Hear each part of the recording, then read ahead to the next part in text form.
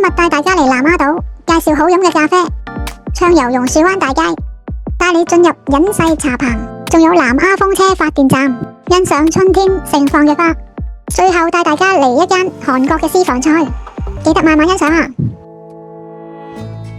印象中每次嚟中環碼頭，都會見到摩天輪同埋富有維多利亞色彩嘅鐘樓。可能我都係比較中意行呢邊嘅天橋，好少去 IFC 嗰邊。經過海濱長廊，就會揾到去南丫島嘅4號碼頭。今日天氣麻麻地啦，好多密雲，勝在唔曬啦，啱晒行山。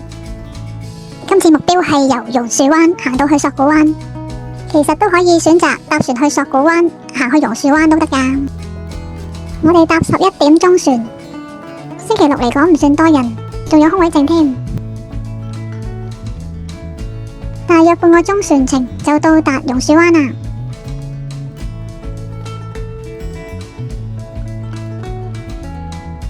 以前都唔覺呢度咁多單車噶，加上左邊有整緊路，條路就覺得窄咗咯。呢幅壁畫應該係新嘅啦，有粒好礙眼嘅提子喺度。樹上面有個日式鯉魚旗喎。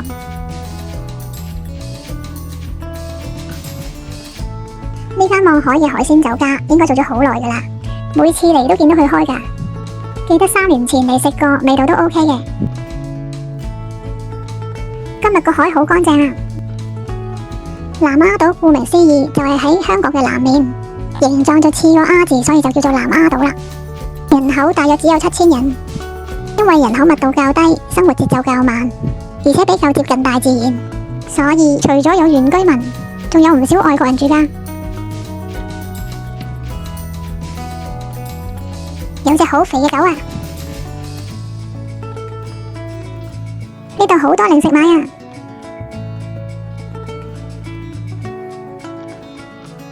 出發前飲杯嘢補充下體力先。呢間咖啡未開鋪前都已經有幾個人嚟排隊啦，應該都唔錯啩。裏面啲裝飾都幾特別。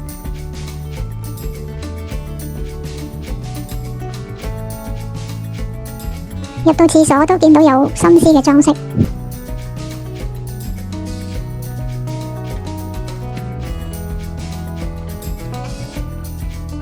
呢度啲咖啡都幾好飲噶，意粉賣相雖然麻麻地啦，但係我朋友話味道都 OK 喎。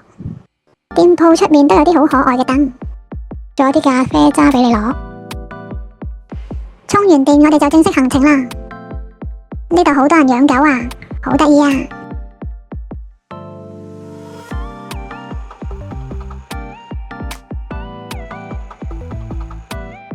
周圍都係街邊小食同埋地攤。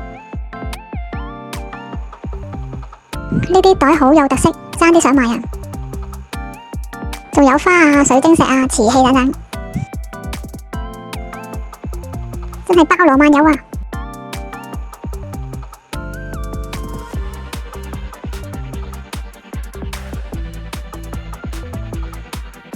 春天啲花生得好茂盛啊！行行下又見到好多地攤。如果你想買嘢，將啲錢投入個箱度就得噶啦。呢度好多手作產品啊！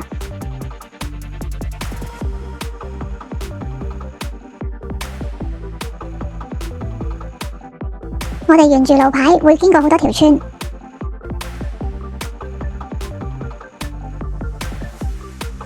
經過一間舊式士檔，又見到一啲無人地攤。有磁石貼、扭蛋、手鏈、耳環，同埋一啲風車髮夾。終於行到呢個地標阿婆豆腐花，每次嚟都係必食嘅，但係啱啱飲咗咖啡就唔食啦。行行下會見到呢間馬拉串，好快就嚟到沙灘。唔知點解今次見到好多地方都整路。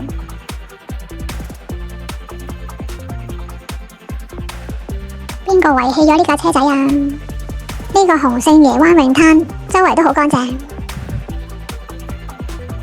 對面就係南丫發電廠。我朋友話呢隻花又臭味，但係聞落去又唔覺喎。原來呢隻叫做長春花。當你整斷佢嘅莖葉，佢就會流出白色嘅汁液，同時就會發出臭味噶啦。我哋離開沙灘，向呢個分叉位右轉，就見到好大個燒烤場，但係唔見有人喺度燒烤，可能因為呢度買嘢都唔係好方便啦。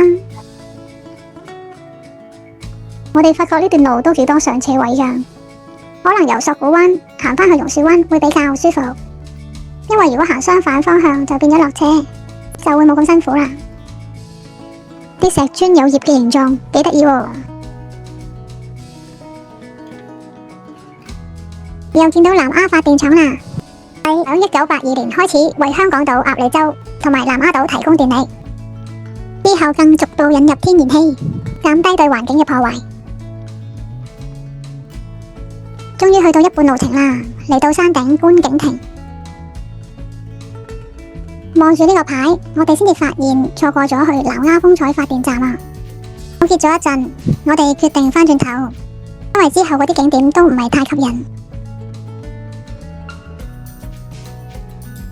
話咁快，我哋就返返去呢個分叉位啦。咦？呢粒係菠蘿嚟嘅呢？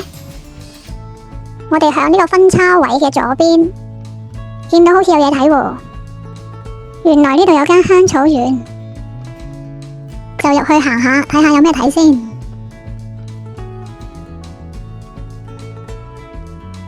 地下有個老生草嘅人啊，好搞笑啊！再入啲有個茶棚，有是日香草茶，有幾款選擇喎，一壺80蚊。另外見到啲香草番梘50蚊一嚿。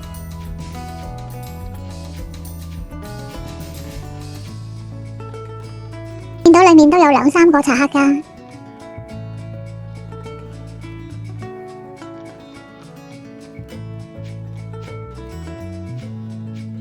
呢度仲有啲焚香。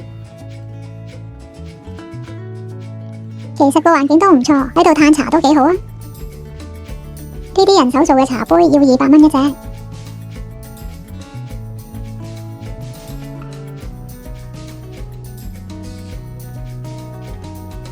碗就300蚊，感覺上都偏貴。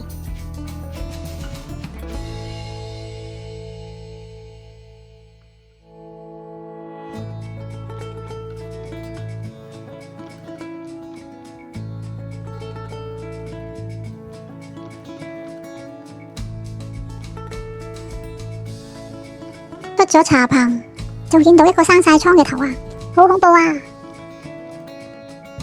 離開香草園，繼續向風車發電機進發，途經見到有炮仗花。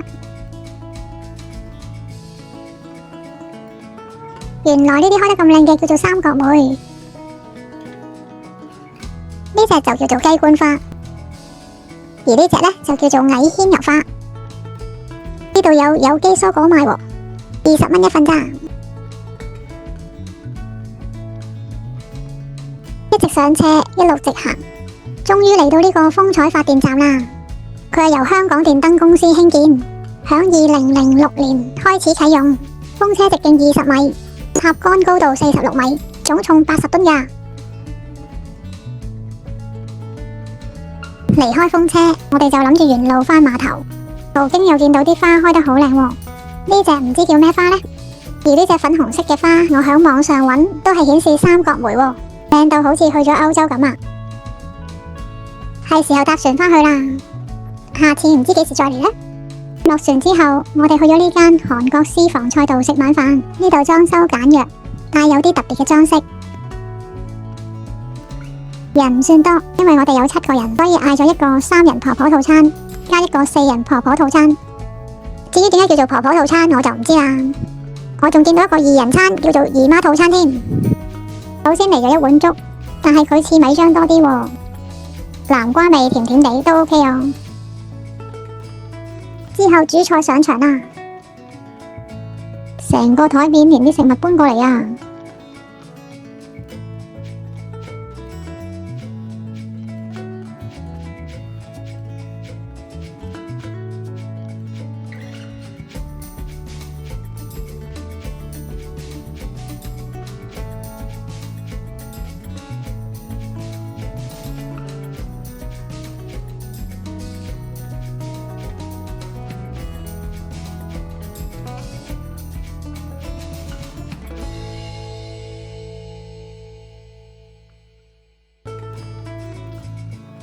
好震撼，好多嘢食啊！呢個係韓式豬脊骨湯，好濃味啊！而另一邊嗰個係韓式牛展火鍋，呢個就比較清淡啲。最後上咗兩條魚，見到成枱嘢食，大家都食得好盡興，好開心啊！